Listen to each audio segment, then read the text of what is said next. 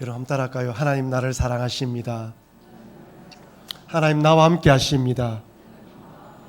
하나님 나와 동행하십니다. 여러분 한 번 더 합시다. 괜찮습니다. 잘하고 있습니다. 요즘 이런 칭찬 듣고 싶지요? 예, 여러분 잘하고 있습니다. 잘하고 있고 지금 이 자리에 있는 자체가 하나님의 은혜이고 또 이렇게 예배드리는 자체가 하나님의 사랑을 받고 있는 존재라는 것입니다. 세상적인 관점에서 우리를 바라보면 자꾸 비교하고 또 경쟁하면서 나는 사라져버리고 내가 잘하고 있나 이런 갈등도 있고 내 자식을 보면 이렇게 하면 안 되는데 하면서도 몰아붙일 때가 있지 않습니까? 잘한다라고 칭찬해주고 싶은데 또 그렇지 못할 때도 많은 것이 우리입니다. 그래서 저는 여러분들과 앞으로 한 몇 주간 관계라는 키워드를 가지고 하나님과의 관계를 어떻게 하고 또한 우리 주변의 이웃들과 관계를 어떻게 할 것인가 이렇게 관점을 가지고 한번 은혜를 나누려고 합니다. 한 몇 주간 동안 시선이라는 관점으로 말씀을 나누었죠. 우리의 눈이 누구를 바라봐야 된다? 오직 주님, 오직 하나님만 바라봐야 된다. 우리의 시선이 빗나가면 하면 그때부터 사람이 보이고 물건이 보이고 문제가 보이고 모든 것이 어려워집니다. 힘들지만 주님을 바라보는 것입니다. 신앙은 결국 주님을 바라보는 것이거든요. 어떻게 하든지 힘들고 어려워도 주님을 바라보는 것입니다. 그러면서 또한 하나님과의 영적인 관계 어떻게 할 것인가, 내 주변의 이웃들과 관계를 어떻게 할 것인가도 심각하게 고민을 해봐야 되는 것이요. 여러분 그렇지 않습니까? 살아가면서 큰 문제 중에 하나가 인간과의 관계이지 않습니까? 여러 관계입니다. 우리는 다양한 관계를 맺습니다. 영적으로 하나님 관계, 혈연적으로 또한 부모 자식 간의 관계, 또한 부부 관계, 친구, 교우, 성도 다양한 관계를 맺고 있습니다. 때로는 쉬운 듯 하면서도 어려운 것이 관계입니다. 친하다고 생각했는데 돌아보면 뭔가 모를 허전한 기분이 드는 것도 말로 표현할 수 없는 그런 묘한 관계가 있는 것이죠. 참으로 애매합니다. 아무리 잘해줘도 내 마음을 알아주지 못한 것 같기도 하고 나는 이렇게 전했는데 저렇게 받아들이기도 하고 모든 것이 복잡한 것이죠. 그래서 이 모든 관계를 푸는 열쇠가 무엇인가? 그 모든 관계를 푸는 열쇠는 내가 누구인지 깨닫는 것이고 나는 또한 하나님 안에서 나를 발견해야 됩니다. 여러분, 여러분이 여러분을 바라보는 그 모습도 올바르지 않을 수가 있어요. 학력, 경력, 물질의 이런 세상적인 관점에서 자유로울 수 없기 때문에 때로는 나 자신도 나를 바라보면서 뭔가 실패한 인생 같고 나약한 인생 같고 부족한 인생 같은 생각이 듭니다. 여러분 병들어 보십시오. 긴 병이 효자가 없다는 말처럼 오랜 투병 생활을 하고 나면 나의 자존감이 낮아집니다. 우울증이 찾아와요. 우리 연약한 존재들입니다. 그래서 내가 나를 바라보는 이 관점도 틀릴 수가 있는 것입니다. 아울러 다른 사람이 나를 바라보는 관점도 다 달라요. A라는 사람이 나를 바라보는 관점, B라는 사람이 나를 바라보는 관점, C라는 사람이 나를 바라보는 관점 다 다릅니다. 이 모든 관계에서 제일 중요한 것은 하나님과의 나의 관계입니다. 천지를 창조하신 하나님, 나를 구원하신 하나님, 나를 바라보시는 하나님, 그 하나님이 나를 어떻게 바라보고 나를 어떻게 생각하는지 그것을 확실해질 때 우리는 바른 것을 발견할 수 있는 것이죠. 여러분, 복음이 무엇입니까? 복음은 복된 소식인데 하나님의 아들 예수 그리스도가 나의 죄를 대신 지고 십자가에 달려 돌아가심으로 나의 죄가 속함을 받았고 나는 하나님의 백성, 하나님의 자녀가 되었다는 소식이 복된 소식입니다. 이 복된 소식 안에서 나를 발견하고 내가 어떤 자인가를 확인해야 되는 것이죠. 오늘 본문은 예수 믿기 전에 나와 예수 믿은 후에 나가 누구인지 확인하게 대주하여 설명합니다. 여러분 오늘 이 본문의 말씀을 통하여 예수 믿기 전에 나는 어떤 사람이고 예수 믿은 후에 나는 어떤 사람인가 확실한 믿음을 가지고 주님을 바라봐야 됩니다. 여러분 예수 믿기 전에 우리는 허물과 죄로 죽었던 자들입니다.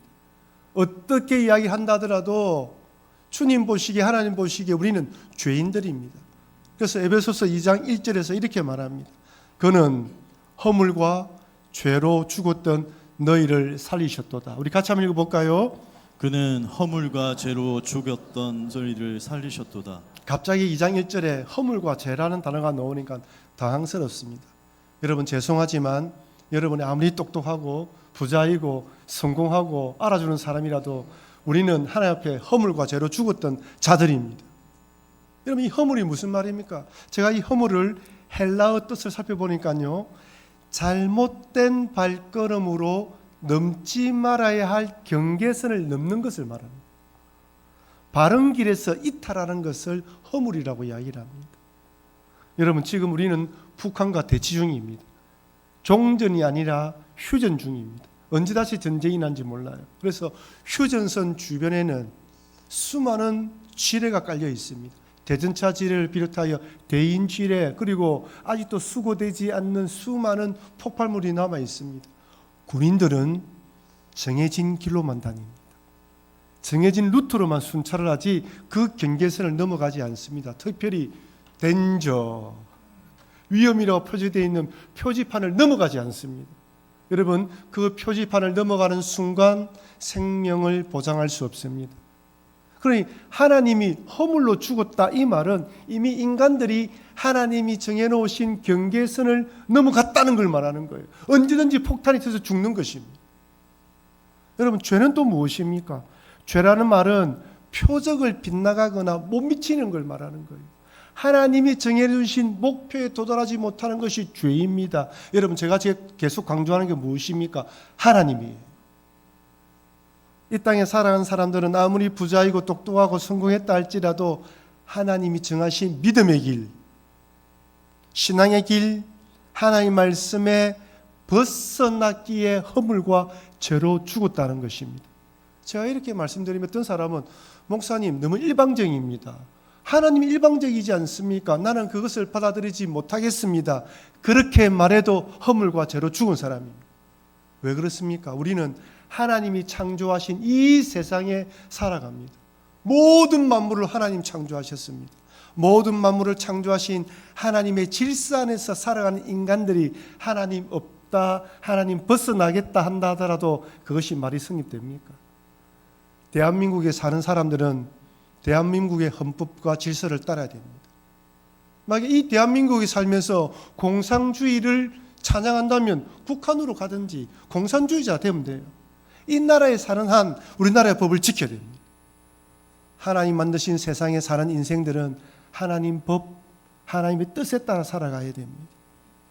허물과 죄는 하나님 관점에서 보아야 되는 부분입니다. 허물과 죄는 사망으로 인도합니다.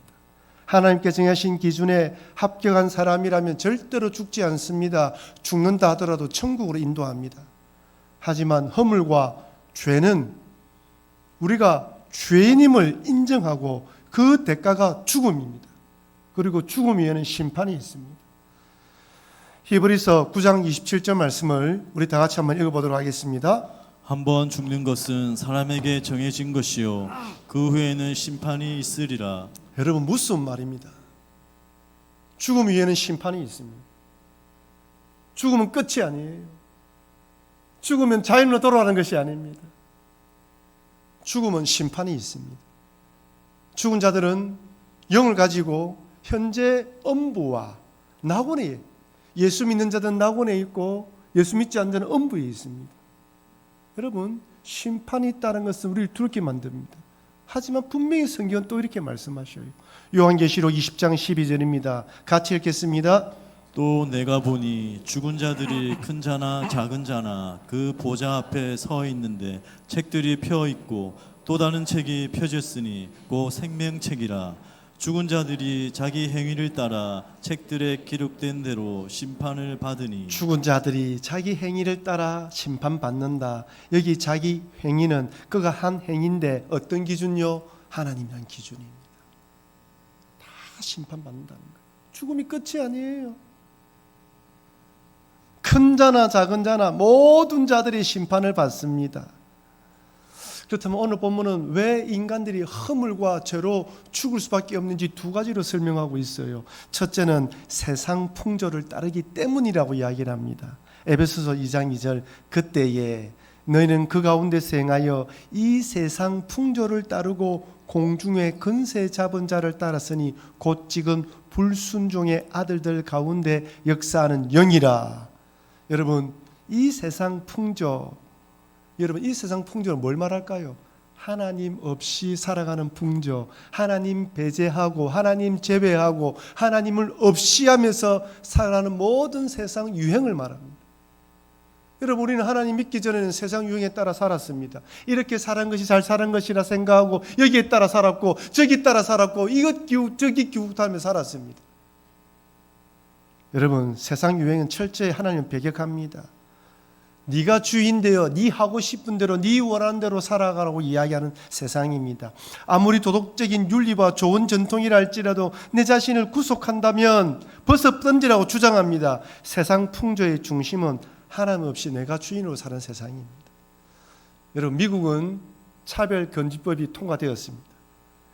태어난 성, 즉 내가 남성으로 태어나든 여성으로 태어난 중요하지 않습니다. 내가 선택할 수 있어요. 아침에 일어났는데 나는 여자인 것 같아. 제가요, 나는 여자야 라고 주장하면 여자가 됩니다. 더 웃긴 거는 몇 달 뒤에 나는 남자인 것 같아요. 그럼 다시 남자가 될 수 있어요. 2021년 미국 LA의 한 한인 찜질방에 생물학적으로 남자를 말합니다. 남자가 카운터에 와서 나는 여자입니다 라고 주장하고 여탕에 들어가겠다고 이야기했습니다. 여러분이 종업원이라면 어떻게 해야 됩니까? 당신 미쳤습니까? 이게 정답이죠. 그렇게 말하면 잡혀가요. 자기 여자라고 이야기하니까 여탕에 들어가게 했습니다. 누가 난리 났을까요? 여탕에 있는 여성들입니다. 난리가 났습니다. 미국의 어느 주인지 모르겠지만 어떤 주에서는 학생이 나는 남자인데 여자인 것 같아요 라고 말하고 여성 호르몬제를 맞겠다고 이야기를 하면 부모의 동의가 필요 없이 맞을 수가 있다고 합니다. 부모가 저지한데도 맞을 수가 있대요. 이것이 바로 하나님의 창조 질서를 대항하는 악한 세상 풍조 중에 하나입니다. 여러분, 또 다른 세상 풍조가 무엇입니까? 사람을 사람으로 보지 않고 돈으로 보게 만드는 것이 악한 풍조 중에 하나예요. 그 가진 옷, 그 가진 모든 것, 그 가진 것을 돈으로 판단합니다. 세상의 유행은 하나님을 잘 섬기는 쪽으로 발전합니까? 진보합니까? 아니면 하나님을 반하는 쪽으로 발전합니까? 하나님 반하는 쪽으로 발전해요. 세상은 우리의 육체의 즐거움, 쾌락, 기쁨, 즐거움 쪽으로 나아갑니다. 어떻게든지 더 맛있는 거, 더 눈에 보기 좋은 거, 더 편리하고 안락한 걸 만들어내고 우리를 유혹합니다. 코로나로 중단되었던 세계 여행이 시작되자 보복 여행이라는 말이 나올 정도입니다. 온갖 여행 프로그램이 넘쳐나고 해외여행을 파는 홈쇼핑이 우리의 눈을 유혹합니다. 잘못했다고 말씀드리는 것이 아닙니다. 하나님 없이 우리끼리 잘 살아보자는 것이죠. 하나님 없이 푹 빠져 살아보자는 것입니다. 여러분 아시죠? 세상 유행에 가까이 가면 갈수록 그들을 추구하면 추구할수록 나도 모르게 하나님과 멀어지는 걸 느낄 수가 있어요. 여러분이 성경 말씀을 읽고 말씀을 가까이 하고 기도하면 할수록 하나님과 가까이지는데 드라마와 세상 유행과 문화를 따라가면 따라갈수록 내 마음이 알아요. 내 영이 느낍니다. 내가 점점 하나님과 멀어지고 있구나. 여러분, 세상 유행은 하나님과 멀어지게 만듭니다. 허물과 죄로 우리를 사로잡게 만듭니다. 이게 첫 번째, 우리가 허물과 죄로 죽을 수밖에 없는 이유입니다. 두 번째는 공중 근세 잡은 자를 따르기 때문입니다. 공중 근세 잡은 자가 누구입니까? 사단 마귀를 말합니다. 사단 마귀는 우리 인간들이 잘 되는 걸 원하지 않아요. 우리 인간들이 올바른 길을 가기 원하지 않습니다. 미워하고 시기하고 다투고 싸우기를 원합니다. 모든 원인들 욕지의 욕심대로 따라 살아가도록 유혹합니다. 그래서 오늘 본문에서는 이렇게 말합니다. 에베소서 2장 3절 같이 읽겠습니다. 전에는 우리도 다 그 가운데서 우리 육체의 욕심을 따라 지내며 육체와 마음에 원하는 것을 하여 다른 이들과 같이 본질상 진노의 자녀이었더니. 여러분, 우리가 과거에는 육체의 욕심을 따라 지냅니다. 육체와 마음이 원하는 것을 하기 원해요. 사실 지금도 마찬가지죠. 이 욕망이, 우리의 마음이 우리를 충동질합니다. 어떻게 해서든지 육체의 마음, 욕심, 그 다음에 마음이 원하는 대로 살도록 사단 마귀는 부추깁니다. 여러분 알지요? 우리 인간의 욕심과 탐욕에는 끝이 없어요. 한번 발동이 걸리면 절제되지 못하고 통제되지 않습니다. 마치 급발진 일으킨 차량이 아무리 브레이크를 밟아도 멈추지 않는 것처럼, 달려가는 것처럼 우리의 욕망과 욕심이 한번 발동이 걸리면 여러분 절제할 수가 없어요. 통제가 안 됩니다. 여러분 급발진한 차량이 멈추려면 어떻게 하면 됩니까? 어디 벽을 들이박든지 가드레일 들이받으면 속도를 줄여야 됩니다. 아니면 기름이 다 떨어지도록 고속도로를 마음껏 달려야 됩니다. 우리 욕망도 마찬가지죠. 여러분 욕망에 사로잡히고 욕심에 사로잡힌 사람은 우리 흔히 뭐라 말합니까? 눈이 뒤집혔다고 이야기를 합니다. 바른 눈을 잃어버리는 거예요. 막을 수가 없습니다. 그래서 나중에는 결론이 짐승보다 못한 인생, 막장 인생으로 살아갑니다. 사단 마귀는 어떤지 육체의 욕심에 따라 살아가도록 유혹합니다. 유혹하고 부추깁니다. 어디 이뿐입니까? 사단 마귀는 실제적으로 귀신을 통하여 인간을 사로잡기도 합니다. 악한 영에 사로잡혀서 인간다운 삶을 살지 못하게 만드는 것이죠. 마가복음 5장에 나오는 그라사인 광인을 한번 보십시오. 다른 귀신 들린 사람들 중에서 가장 악하게 귀신 들린 사람이 이 사람입니다. 어디 삽니까? 무덤에 살아요.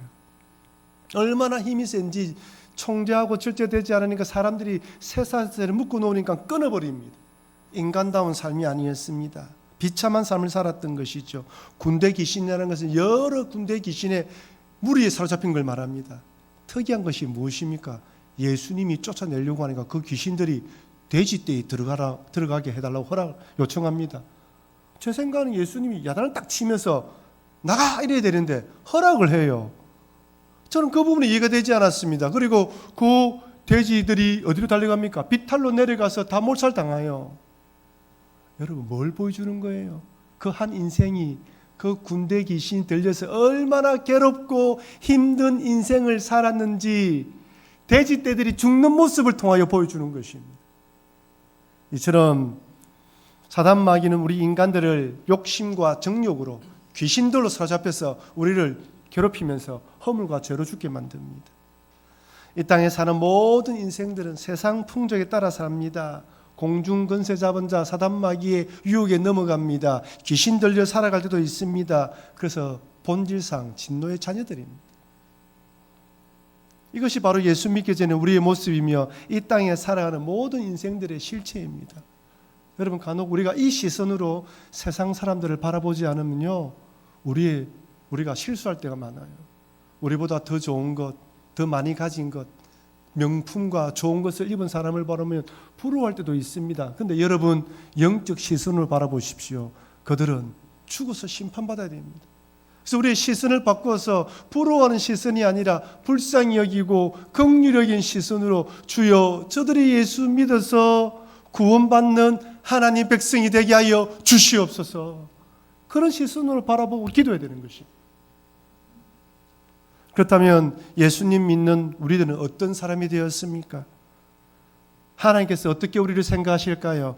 에베소서 2장 4절 5절 말씀 우리 크게 한번 읽어보도록 하겠습니다. 긍휼이 풍성하신 하나님이 우리를 사랑하신 그 큰 사랑을 인하여 허물로 죽은 우리를 그리스도와 함께 살리셨고 너희는 은혜로 구원을 받는 것이다. 아멘입니다. 사실 이 구절, 이 두 구절을 가지고 몇 줄을 설교할 수 있습니다. 하나님이 어떤 분이라고요? 긍휼이 풍성하신 하나님입니다. 하나님은 나를 불쌍히 여기십니다. 하나님이 여러분과 저를 긍휼히 여기십니다. 우리를 원수처럼 생각하지 않아요. 하나님이 우리를 사랑하시는데 큰 사랑입니다. 작은 사랑이 아니에요. 하나님은 아주 큰 사랑으로 우리를 품어주십니다. 세상이 감당할 수 없는 사랑이죠. 어떤 사랑입니까? 독생자를 내어주실 만큼 사랑하는 사랑으로 우리를 품어주십니다. 우리는 하나님이 우리를 이렇게 사랑한다는 걸 바라보지 못하고 있지만 하나님은 그럼에도 이 큰 사랑으로 우리를 바라보십니다. 내 시선이 그 하나님의 큰 사랑에 집중되어질 때 나는 얼마나 귀한 사람인 걸 알 수 있는 것이죠. 허물로 죽은 우리를 그리스도와 함께 살리셨습니다. 이것을 우리는 은혜라고 말하고 구원이라고 말합니다. 우리는 하나님의 자녀가 되었습니다. 허물과 죄로 죽었던 우리인데 예수 그리스도를 구주로 믿음으로 완전 다른 사람이 되어버렸습니다. 이것이 바로 나의 신분입니다. 여러분, 세상적으로 바라볼 때 우리는 많이 배우지도 못하고 가난하게 살 수가 있습니다. 그럼에도 우리는 하나님의 백성입니다. 사업하다 실패할 수 있으며 은퇴해서 자리에 밀려나서 뭔가 이제는 세상에서 버림받고 할 일 없는 사람처럼 보인다 하더라도 우리는 하나님의 자녀입니다. 이제 우리가 과학이 발달되어지고 의료기술이 발달되어지면서 100세 시대를 바라봅니다. 우리 고민이 있습니다. 우리 부모님들이, 우리들이 건강하게 100세 시대를 살아가면 좋겠는데 우리 뜻대로 되지 않아요. 일부 예배에 우리 어르신들이 많이 앉아 있습니다. 주일날 교회 오기 위해서 이사를 가지 않겠다고 이야기하시는 분이 계시고, 아들이 태워줘서 지팡이를 짚고 이 자리에 오시는 분도 계십니다. 살아가는 날들이 걱정이 되어지고 앞으로 어떤 날이 일어날지 걱정이 되기도 합니다. 제가 말씀드렸습니다. 그럼에도 불구하고 우리는 하나님의 자녀입니다. 비록 후패하고 낡고 슬프고 힘든 일이 있어도 주님은 우리를 큰 사랑으로 바라보시고 하나님의 자녀로 바라보신다는 것을 믿으시는 여러분과 제가 되길 주의 이름으로 축원합니다. 우리는 하나님의 자녀입니다. 고린도후서에서는 이렇게 말씀합니다. 고린도후서 5장 17절, 그런즉 누구든지 그리스도 안에 있으면 새로운 피조물이라. 이전 것은 지나갔으니 보라 새 것이 되었도다. 아멘입니다. 여러분, 비록 우리가 이 늙음으로 죽음의 길을 가는 걸 막을 수는 없지만 우리의 속 사람은 주님을 통하여 늘 새로워지고 하늘나라에 대한 꿈을 꾸게 됩니다. 새로운 피조물이라는 것이죠. 그런데 문제는 우리들입니다. 하나님은 큰 사랑으로 새로운 피조물로 바라보는데 우리는 사람에 따라서 우리 자신을 그렇게 바라보지 않아요. 하나님의 큰 사랑을 값비싼 은혜로 생각하는 사람이 있는 반면에 하나님의 은혜를 그냥 무덤덤한 은혜로 받아들이는 사람도 있습니다. 제가 심한 곳에 은혜가 더하다는 말처럼 내가 죄인 중에 개수라고 고백하는 사람은 나 같은 죄인을 구원해 주신 주의 은혜에 감사합니다라고 고백하지만 그 은혜가 내가 그런 죄인 중에 개수라는 것이 떨어지고 아직까지 그렇게 고백하지 못한다면 그 은혜도 값비싼 은혜가 아니라 값싼 은혜로 생각할 수 있습니다. 그래서 여러분, 우리는 기도하며 엎드릴 때마다 하나님, 내가 어떤 자인지, 하나님이 나를 어떻게 구원했는지, 하나님의 사랑의 넓이와 길이와 높이와 깊이를 깨닫게 해주십시오라고 기도해야 합니다. 평생 잊지 말고 주의 그 은혜의 깊이를 많이 깨달아서 그 은혜 가운데 살아가게 달라고 기도해야 되는 것이죠. 여러분, 이렇게 하나님이 새로운 피조물 우리를 바라본다면 앞으로 우리 인생을 어떻게 인도할까요? 두 가지를 인도하십니다. 첫 번째, 따라합시다. 끊을 수 없는 사랑으로 인도하십니다. 로마서에서는 이렇게 말씀합니다. 로마서 8장 38절 39절 말씀 같이 읽도록 하겠습니다. 내가 확신하노니 사망이나 생명이나 천사들이나 권세자들이나 현재 일어나 장래의 일이나 능력이나 높음이나 깊음이나 다른 어떤 피조물이라도 우리를 우리 주 그리스도 예수 안에 있는 하나님의 사랑에서 끊을 수 없으리라. 아멘입니까? 아멘입니다. 절대로 끊을 수 없습니다. 그 어떤 것도 하나님의 사랑에서 끊을 수 없습니다. 내가 끊는다 해도 끊어지지 않습니다. 사단마귀가 활개를 치도 끊을 수가 없습니다. 하나님과 우리는 딱 붙어진 존재입니다. 절대로 떼어낼 수 없습니다. 여러분, 순간접착제 잘 아시죠? 어릴 때 처음에 순간접착제가 나왔을 때 우리 친구들과 참 짓궂었습니다. 친구들과 만나서 손바닥에 딱 붙여가지고 뗄 수 있을까? 떼면 내기하자. 왜 그래 짓궂은지 몰라요. 그래서 내기를 했습니다. 딱 붙였는데 이번 뗄 수 있습니까? 떼지 못합니까? 못 떼요. 딱 붙으면 절대 못 뗍니다. 그걸 칼로 어우, 여러분, 하나님의 사랑은 순간 접착제보다 더 강합니다. 뗄 수가 없어요. 제가 가지고 있는 원고를 두 장 풀로 딱 붙여 봅시다. 여러분, 풀로 붙이면 붙인 걸 떼면 어떻게 됩니까? 찢어집니다. 하나님의 사랑은 절대 훼손되지 않아요. 끝까지 사랑해 주십니다. 여러분, 예수님 십자가 달려 돌아가시기 전에 제자들이 배반할 줄을 알았습니까? 몰랐습니까? 알았습니다. 근데 요한복음에서는 이렇게 말씀합니다. 요한복음 13장 1절 같이 읽을까요?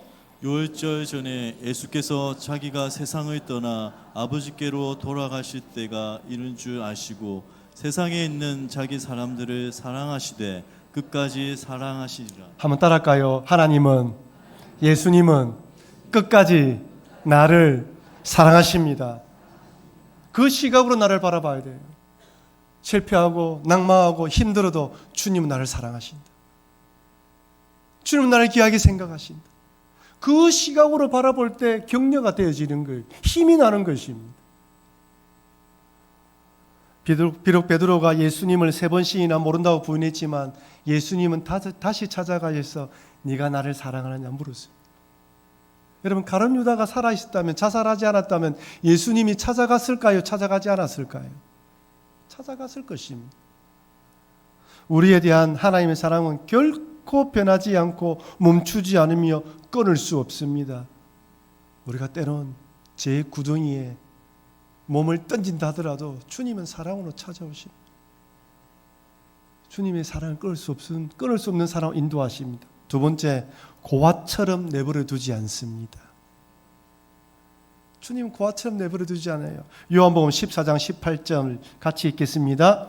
내가 너희를 고아와 같이 버려두지 아니하고 너희에게로 오리라. 아멘입니다. 여러분, 고아원에 있는 아이는 두 종류입니다. 첫째는 버려진 아이예요. 부모가 고아원 입구에 내려놓은 아이는 대부분이 버려진 애입니다. 부인할 수가 없어요. 그런데 버려지지 않고 잃어버린 애들도 있습니다. 옛날에는 유원지나 사람들이 많은 장소에 사람들이 몰려있을 때 아이들이 풍선이나 눈에 보이는 걸 따라 쫓아가다 엄마 손을 놓칩니다. 사람들이 막 왔다 갔다 하면 손을 놓치버리고 길을 찾지 못하면 미화보호소가 다 있었어요. 미화보호소나 파출소로 인계를 됩니다. 지금처럼 핸드폰이 있는 것도 아니고 인터넷이 발달된 것이 아니고 그렇게 잃어버려서 오랫동안 부모를 만나지 못하고 고아원에 자라고 입양된 사람도 있습니다.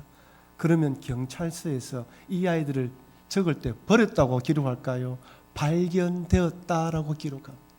이 아이는 어디서 발견되었다, 성지국 수원지에서 발견되었다 라고 기록하지 버렸다고 이야기하지 않습니다. 이 아이도 버려졌다라고 생각하기보다는 발견되었다는 쪽이 좋겠지요. 그렇다면 여러분, 하나님 우리를 버릴까요? 절대로 버리지 않습니다. 우리가 세상 풍조가 좋아서 하나님의 손을 놓아버리고 세상으로 갈 수는 있어도 하나님은 그 손을 놓지 않습니다. 탕자의 비유를 한번 보십시오. 자기 뜻대로 자기 인생 멋지게 살아보려고 살아계신 아버지의 유산을 미리 받아서 먼 나라로 가서 허랑방탕하고 다 서버립니다. 그리고 저 멀리서 거지 몰골로 돌아오자 발견한 사람이 아버지입니다. 상거가 뭔데 그 아버지가 맨발로 뛰어가서 옷을 벗어서 입혀줍니다. 행이나 동네 사람들이 볼까 품어주고 반지도 끼워주고 데리고 들어옵니다. 잔치를 벌입니다. 우리는 하나님을 버리고 내 멋대로 살아가며 내 욕망대로 살아가지만 이런 우리를 하나님은 기다리고 끊을 수 없는 사랑으로 인도하시고 품어주십니다. 애굽에서 노예 생활하던 이스라엘 백성들을 출애굽시킨 하나님은 이스라엘 백성들이 광야 생활하는 동안 만나와 메추라기로 반석에서 물을 내쉬며 신발이 헤어지지 않고 옷이 헤어지지 않고 불기둥과 구름기둥으로 인도하셨습니다. 하나님은 이스라엘 백성들에게 내가 너희를 어떻게 인도했는지 신명기 1장 31절에서 이렇게 말씀합니다. 같이 읽겠습니다. 광야에서도 너희가 당하였거니와 사람이 자기의 아들을 아는 것이 같이 너희의 하나님 여호와께서 너희가 걸어온 길에서 너희를 안으사 이곳까지 이르게 하셨느니라 하나. 아멘입니까? 안았답니다. 하나님이 우리를 안아주셨다는 거예요. 어릴 때 다리가 아프고 힘들면 엄마 안아주세요, 아빠 안아주세요. 피곤하고 지치면 엄마 품에 안겨서, 엄마 등에 안겨서 살아왔던 것처럼 우리의 인생은 우리 하나님 우리를 안아서까지 온 것입니다. 여러분이 힘들어 눈물 뿌리고 기도할 때 주님은 여러분을 업어주셨어요. 우리 마음에 감동을 주시고 힘을 주신 분이 바로 그 주님이었습니다. 하나님은 출애굽기에서 또 이렇게 말씀합니다. 출애굽기 19장 4절 같이 읽도록 하겠습니다. 내가 애굽 사람에게 어떻게 행하였은가? 내가 어떻게 독수리 날개로 너희를 엎어 내게로 인도하였음을 너희가 보았느니라. 독수리 날개로 너희를 업어 인도했다. 여러분들의 삶을 지금까지 업어 인도하신 분이 우리 주님이십니다. 왜 그렇습니까? 하나님의 아들로 구원받은 하나님의 백성이기 때문입니다.